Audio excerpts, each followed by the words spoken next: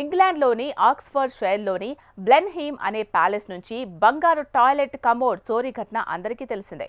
దాదాపు 300 ఏళ్ల నాటి ఈ కమోడ్ విలువ 48 పౌండ్లు, సుమారు 50.36 కోట్లుంటుంది. బంగారు టాయిలెట్ను తానే దొంగిలించినట్లు 39 ఏళ్ల జేమ్స్ షీన్ అనే దొంగ అంగీకరించాడు. సెప్టెంబర్ 2019లో ప్యాలెస్లో నిర్వహించిన ఆర్ట్ ఎగ్జిబిషన్లో దీన్ని కొట్టేసినట్టు తెలిపాడు. దోపిడీ ముఠాలో సభ్యుడిగా ఉన్న 37 ఏళ్ల యూకే జాతీయుడు ఫ్రెడరిక్ డోవ్ శిక్షను యూకే కోర్టు ఇప్పుడు తగ్గించింది.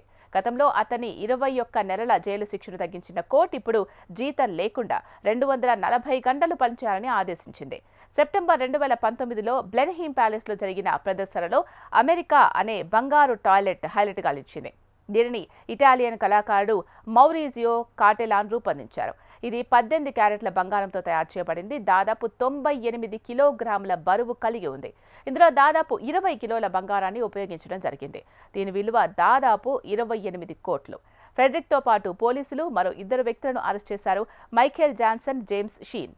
ఇప్పుడు ఫ్రెడరిక్ జైలు శిక్ష రద్దు చేయబడింది. ఫ్రెడరిక్ దొంగతనంలో కేవలం మధ్యవర్తి అని కోర్టు కనుగొంది. విచారణ సమయంలో దొంగలు సెప్టెంబర్లో దొంగిలించబడిన టాయిలెట్ నుంచి దాదాపు 20 కిలోల బంగారాన్ని బర్మింగ్హామ్లోని ఒక ఆభరణాల దుకాణంలో విక్రయించారని వెల్లడైంది.